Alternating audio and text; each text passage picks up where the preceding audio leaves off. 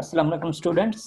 इस वीक भी हम रिकर्सिव प्रोग्रामिंग कंटिन्यू रखेंगे और इस वीक के प्रोग्राम एग्जीक्यूट करने से पहले आपने लास्ट वीक के जो बेसिक रिकर्सिव प्रोग्राम्स हैं और आइटरेटिव प्रोग्राम्स हैं उनको आपने लाजमी पाइथन के एनवायरनमेंट में एग्जीक्यूट करके देखना है। और इस वीक में बेसिकली रिकर्सिव प्रोग्रामिंग में हम नई टेक्निक जो हम सीखेंगे वो है passing data to the recursive call with the help of additional arguments. कि अगर एक कॉल से हमने दूसरी कॉल में डाटा पास करना है तो उसके लिए हम जो है आर्ग्यूमेंट लिस्ट में फंक्शन की पैरामीटर लिस्ट में हम एडिशनल आर्ग्यूमेंट जो हम पास कर सकते हैं। और उससे पहले बेसिकली हम जो है लास्ट वीक के असाइनमेंट का सोल्यूशन देख लेते हैं, जिसमें हमने जो है सब्स्टिट्यूट फंक्शन बनाना था आइट्रेशन और रिकर्जन के जरिए। तो सबसे पहले आइट्रेटिव सब्स्टिट्यूट देखते हैं। सब्स्टिट्यूट फंक्शन आइट्रेटिव सब आइट के नाम से इसके 3 आर्ग्यूमेंट्स थे, ओल्ड वैल्यू, न्यू वैल्यू और एक्स, जो कि एक लिस्ट हम अज्यूम कर रहे हैं। तो आंसर हमने एक लोकल वेरिएबल बनाया क्योंकि आइटरेटिव फंक्शन है, तो इसमें हम फॉर का लूप भी लगा सकते हैं, व्हाइल का लूप भी लगा सकते हैं। पाइथन में जब लिस्ट के ऊपर हम नॉर्मली लूप लगाते हैं तो हम फॉर का लूप लगाते हैं।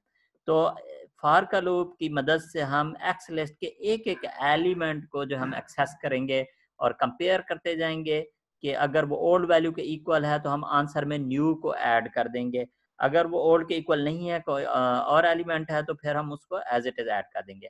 तो आंसर को एम्प्टी लिस्ट से इनिशियलाइज करने के बाद हम जो है फॉर का कंट्रोल पार्ट लिखा हमने, उसमें हम नया वेरिएबल इंट्रोड्यूस करते हैं कि फॉर ई हमने नया वेरिएबल इंट्रोड्यूस किया जिससे एक्स लिस्ट की एक एक वैल्यू मिलेगी हर आइट्रेशन में, एक एक एलिमेंट की वैल्यू मिलेगी हर आइट्रेशन में।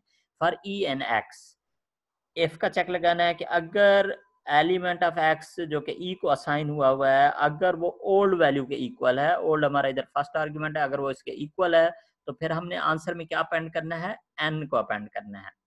तो आंसर में एन जो है वो अपेंड हो जाएगा। अगर वो इक्वल नहीं है तो ई जो है वो आंसर में एज इट इज जो है वो अपेंड हो जाएगा। तो ये लूप की बॉडी है, उसमें एक स्मॉल इफ एल्स स्टेटमेंट है और आंसर की वैल्यू एक्सटेंड हो गई है, या तो न्यू वैल्यू डाल रही है उस केस में अगर एलिमेंट जो है वो ओ के इक्वल होता है, ओल्ड वैल्यू के इक्वल होता है, या ये है कि वही element as it is answer list में भी इंसर्ट हो रहा है जो कि ओल्ड वैल्यू के इक्वल नहीं है, कोई और एलिमेंट है जिसे हम लिस्ट में मेंटेन करना चाहते हैं।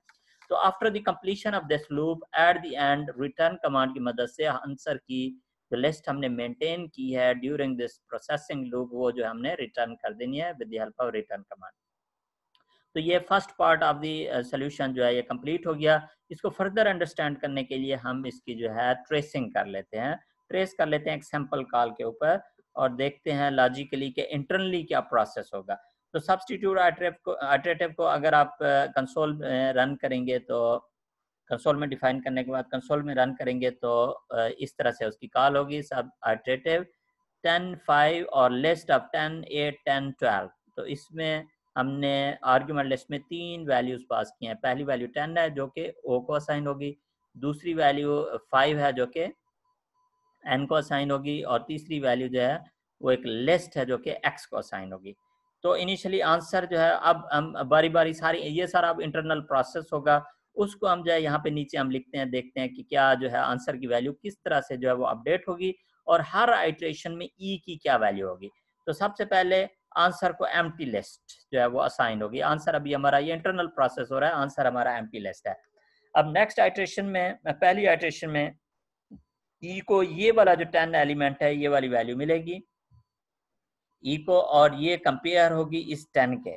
अब ये क्योंकि इसके इक्वल है तो ये वाली कंडीशन ट्रू होगी, तो हम अपेंड करेंगे आंसर में एन की वैल्यू जो कि ये 5 है, एन जो सेकंड आर्गुमेंट है ये 5 है।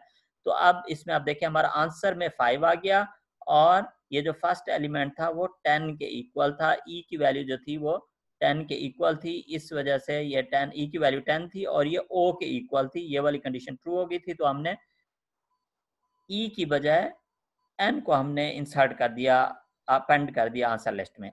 नेक्स्ट वैल्यू ई को जो मिलेगी वो ये 8 होगी। अब 8 वैल्यू जो है ये 10 के इक्वल नहीं है, ओ के इक्वल नहीं है, ई की वैल्यू 8 है, ओ की वैल्यू वही 10 है, तो 8 जो है 10 के इक्वल नहीं है, तो फिर ये अपेंड होगा। अपेंड होगा मीन राइट साइड पे एट द एंड जो है वो ऐड हो जाएगा लिस्ट में, तो ये 5 और 8 हो जाएगी। तो अब ये देखें कि ई की वैल्यू 8 है और ये 5 और 8 जो है आंसर लिस्ट में 8 जो है वो अपेंड हो गया। नेक्स्ट वैल्यू ई की देखें 10 है और ये वाली वैल्यू ओल्ड वैल्यू के इक्वल है, तो इसलिए यहाँ पे ये राइट साइड वाला जो 5 है, ये वाला 5 जो है ये अपेंड हो गया in then part of this if statement within the for loop. अगली आइट्रेशन में ई की वैल्यू जो लास्ट वाली वैल्यू है वो असाइन होगी, ई की वैल्यू 12 हो गई। तो अब ये 12 जो है ये हमारे ओल्ड वैल्यू के इक्वल नहीं है, ये वो वैल्यू नहीं है जिसे हम डिलीट करना चाह रहे हैं। तो ये जो है ये खुद 12 जो है ये एज इट इज अपेंड होगी, एट द एंड जो है ये अपेंड होगी। अब लिस्ट ये कंज्यूम होगी, अब ई को कोई वैल्यू जो है वो नहीं मिल सकती, लिस्ट खत्म हो गई है, तो ये ऑटोमेटिकली ये लूप जो है ये टर्मिनेट हो जाएगा और एट द एंड ये आंसर की वैल्यू रिटर्न हो जाएगी। ये आंसर लिस्ट जो है इंटरनली मेंटेन हुई थी और ये हमारे पास आंसर आ जाएगा। तो ये आइटरेटिव प्रोसेस है, कोई भी प्रोग्रामिंग लैंग्वेज आप यूज़ कर सकते हैं। पाइथन में ये बहुत ही ईजी है कि इसमें आपको डाटा टाइप्स वगैरह नहीं देनी होती और आंसर लिस्ट जो है आप मेंटेन कर रहे हैं और एट द एंड जो ये रिटर्न कर रहे हैं। असल मकसद हमारा है रिकर्सिव का। तो second part of the solution में आते हैं जिसमें हमने रिकर्सिव फंक्शन बनाना था और इसमें भी सिर्फ हमने फंक्शन का नाम चेंज कर दिया। अब सब्स्टिट्यूट आइटरेटिव की बजाय हमने सब्स्टिट्यूट रिकर्सिव कर दिया। आर्गुमेंट लिस्ट वही है, ओल्ड न्यू एंड एक्स। अब रिकर्सिव प्रोग्रामिंग में टेक्निक आपने याद है, अब इस वीक में आपने एक्चुअली रिकर्सिव प्रोग्रामिंग की जो है बहुत अच्छी तरह से प्रैक्टिस करनी है। तो रिकर्सिव फंक्शन डिफाइन करने के लिए पहला पॉइंट याद रखें कि सबसे पहले आप एग्जिट क्लासेस जो है वो आप जो है वो इनकोड करते हैं, लिखते हैं। स्टॉप कब करना है फंक्शन ने? इस फंक्शन ने तब स्टॉप करना है जब इस लिस्ट एक्स के सारे एलिमेंट्स प्रोसेस हो जाएंगे, जहां जहां पे ओल्ड वैल्यू आ रही है उसकी जगह न्यू वैल्यू जो है वो इंसर्ट हो जाएगी और ये लिस्ट सारी कंप्लीट हो जाएगी। तो जब ये लिस्ट कंप्लीट होगी, एम्प्टी हो जाएगी, खत्म हो जाएगी, तो इफ का चेक जो है ये हम सबसे पहले लगाते हैं। If x is equal to empty list then return the empty list. Else अगर उसमें कोई एलिमेंट्स हैं तो फिर क्या करना है हमने?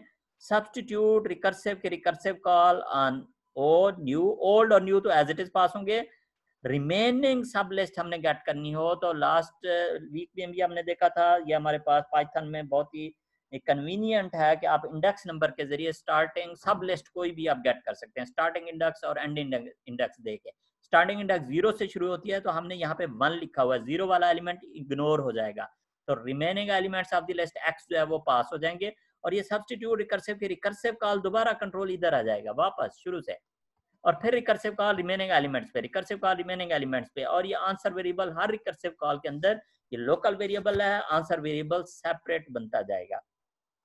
और जब ये recursive calls at the empty list पे पहुंचेंगी तो ये सारे जो है रिमेनिंग कोड जो है हर रिकर्सिव कॉल का एग्जीक्यूट होगा। तो रिमेनिंग कोड में हम क्या चेक कर रहे हैं कि जब उसका जो पहला एलिमेंट है अगर वो ओल्ड वैल्यू के इक्वल है जिसे हम डिलीट करना चाह रहे हैं, तो उसकी जगह हमने कौन सा एलिमेंट इंसर्ट करना है? न्यू इंसर्ट करना है। तो कौन सी इंडेक्स पे इंसर्ट करना है? बिगिनिंग वाली इंडेक्स पे जो हमने इंसर्ट करना है।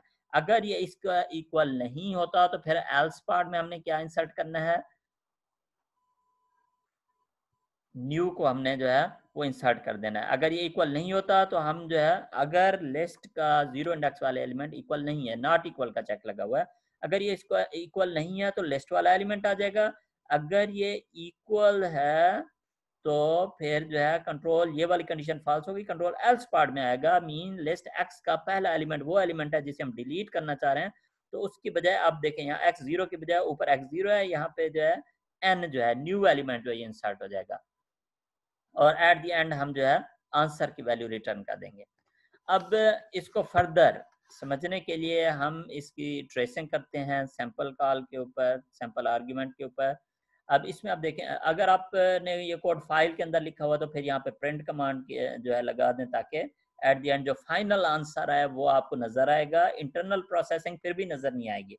तो इंटरनल प्रोसेसिंग हम समझते हैं। अब इसमें देखें पहले आर्ग्यूमेंट वही है 10 5 और वही लिस्ट है। एन को जो है ओ को 10 वैल्यू मिलेगी, एन को 5 वैल्यू मिलेगी और एक्स को जो है ये सारी रिमेनिंग लिस्ट मिलेगी। अच्छा, इनिशियली पहली मरतबा एक्स की वैल्यू क्या पास हो रही है? ये सारी लिस्ट। तो यहाँ पे हम एक्स की वैल्यू लिख लेते हैं। कंट्रोल यहाँ पे आए, ये वाली लिस्ट एम्प्टी नहीं है तो कंट्रोल आएगा एल्स पार्ट में। रिकर्सिव कॉल हो रही है, अभी आगे वाला कोड अभी एग्जीक्यूट नहीं होगा, ये वाला कोड अभी वेट करेगा इस रिकर्सिव कॉल का फाइनल आंसर आने का। अब ये वाली रिकर्सिव कॉल हो रही है ऑन द रिमेनिंग लिस्ट। तो जब ये रिकर्सिव कॉल होगी ओ एन तो एज इट इज पास हो रहा है। एक्स की वैल्यू जो है वो क्या है? रिमेनिंग लिस्ट मींस 8 से ऑनवर्ड, 8 10 और 12। तो यहाँ पे x की वैल्यू क्या हो गई अगली कॉल में, रिकर्सिव कॉल में? 8 10 और 12। रिमेनिंग का कोड अभी वेट कर रहा है, उसे अभी हम एग्जीक्यूट करेंगे लेकिन पहले ये वाली कॉल रिजॉल्व होगी। अब इसमें कंट्रोल दोबारा उधर जाएगा। अब इसमें x की वैल्यू ये है 8, 10 और 12, 3 एलिमेंट्स हैं, एम्प्टी लिस्ट नहीं है, तो फिर दोबारा इसके अंदर एक और आंसर वेरिएबल बनेगा रिकर्सिव कॉल में, एक और फर्दर रिकर्सिव कॉल होगी सेम ओ सेम n और रिमेनिंग एलिमेंट्स। अब इसके रिमेनिंग एलिमेंट्स क्या होंगे 10 और 12, तो x1 हमें रिमेनिंग एलिमेंट्स देगा 10 और 12। तो अगली रिकर्सिव कॉल में 10 और 12 के ऊपर जो है रिकर्सिव कॉल होगी। अभी ये एम्प्टी लिस्ट नहीं है, तो फिर दोबारा आंसर वे कंट्रोल एल्स पार्ट में आया, आंसर वेरिएबल जो है वो वेट कर रहा है सब्स्टिट्यूट रिकर्सिव की रिकर्सिव कॉल का आउटपुट का, और उसमें जो है हम ओ एन तो एज इट इज पास कर रहे हैं, लेकिन एक्स की वैल्यू जो है वो फर्दर रिमेनिंग लिस्ट हम गेट कर रहे हैं, तो 12 खाली 12 रह जाएगा। फिर रिकर्सिव कॉल हो गई, अब इसमें x की वैल्यू 12 है, अभी एम्प्टी लिस्ट नहीं है, तो फिर रिकर्सिव कॉल होगी रिमेनिंग लिस्ट पे। इसका जब रिमेनिंग लिस्ट लेंगे तो x की वैल्यू अब क्या है एम्प्टी लिस्ट है, तो कंट्रोल आ गया यहाँ पे x की वैल्यू एम्प्टी लिस्ट है, तो यहाँ पे क्या रिटर्न हो जाएगा एम्प्टी लिस्ट, और कंट्रोल वापस इस लेवल पे आएगा, इस वाले लेवल पे जब x की वैल्यू 12 थी, तो यहाँ पे हमने रिकर्सिव कॉल जो की थी एम्प्टी लिस्ट पे, उसका आंसर आंसर को क्या मिलेगा एम्प्टी लिस्ट असाइन हो जाएगा। और इसका जो पहला एलिमेंट था, पहला एलिमेंट ये 12 था, तो 12 जो है वो ओ के 10 के इक्वल है, ओ जो है ओल्ड वैल्यू 10 है उसके इक्वल नहीं है, यस इस 12 के इक्वल नहीं है, तो ये कहाँ पे इंसर्ट हो जाएगा 12 जो है वो 10 के इक्वल नहीं है, तो ये कहाँ पे इंसर्ट हो जाएगा 0 इंडेक्स पे इंसर्ट हो जाएगा। अभी एम्प्टी लिस्ट है, तो इसकी इसी के अंदर पहली पोजीशन पे जब इंसर्ट हो जाएगा, तो इस कॉल का आंसर कंट्रोल एल्स पार्ट में नहीं जाएगा, खाली आंसर रिटर्न हो जाएगा, तो इस कॉल का आंसर जो है हमारे पास इस लिस्ट का आंसर क्या आ जाएगा 12 का 12 ही आ जाएगा। कंट्रोल अब वापस इस लेवल पे जाएगा जब x की वैल्यू जो है ये 10 और 12 थी, आंसर को 12 की वैल्यू मिल चुकी है, x0 जो है वो क्या है 10 है, तो 10 जो है वो ओल्ड वैल्यू के इक्वल नहीं है, नो ये ओल्ड वैल्यू के इक्वल है, ये वाली कंडीशन फॉल्स हो गई।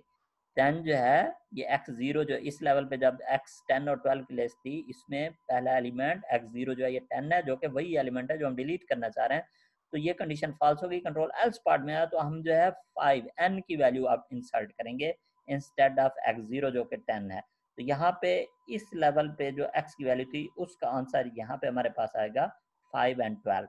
अब ये आंसर जो है ये रिटर्न हो जाएगा, ये रिटर्न हो जाएगा इस जब x की वैल्यू ये थी। कंट्रोल अब ऊपर लेवल पे जाएगा जब x की वैल्यू 8, 10, 12 थी, तो उसमें आंसर की वैल्यू आ गई 5 और 12, तो x0 क्या है 8 है, 8 जो है वो 10 के इक्वल तो नहीं है, नहीं है, ये वाली कंडीशन ट्रू हो गई है, 8 वो एलिमेंट नहीं है जिसे हम डिलीट करना चाह रहे हैं, हम 10 को डिलीट करना चाह रहे हैं, तो कंट्रोल एल्स पार्ट में नहीं जाएगा, कंट्रोल देन पार्ट में जाएगा, उस 8 को इंसर्ट करेंगे 0 पोजीशन मतलब बिगिनिंग ऑफ द लिस्ट में 0 इंडेक्स पे यहाँ पे इंसर्ट करेंगे, तो जब x की वैल्यू ये थी तो हमारे पास आंसर की वैल्यू 8, 5 और 12 हो गई, और यहाँ पे जो है आंसर रिटर्न हो गया।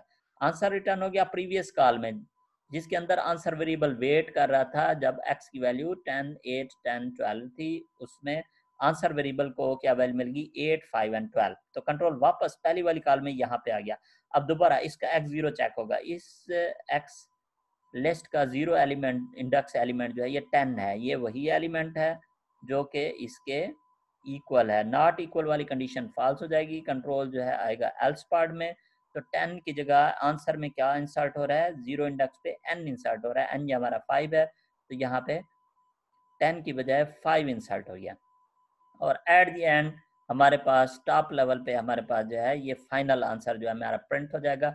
ये इंटरनल प्रोसेस जो है ये नज़र नहीं आएगा, और ये रिकर्सिव प्रोसेस है, हमने सेम टास्क एग्जीक्यूट किया है, लेकिन रिकर्सिव प्रोग्रामिंग का समझना हमारे लिए ज़्यादा इंपॉर्टेंट है, इसलिए है कि आगे जो हमारी केस स्टडीज़ हैं, पैटर्न मैचिंग का कोड है, जीपीएस का कोड है, एलाइजा का कोड है, स्टूडेंट का कोड है, उन सब में जो है एक्सटेंसिव रिकर्सिव प्रोग्रामिंग जो है यूज़ हो रही है, और इसकी हम जो है मज़ीद प्रैक्टिस अगले वीडियो लेक्चर्स में जो है हम इसकी मज़ीद प्रैक्टिस करेंगे।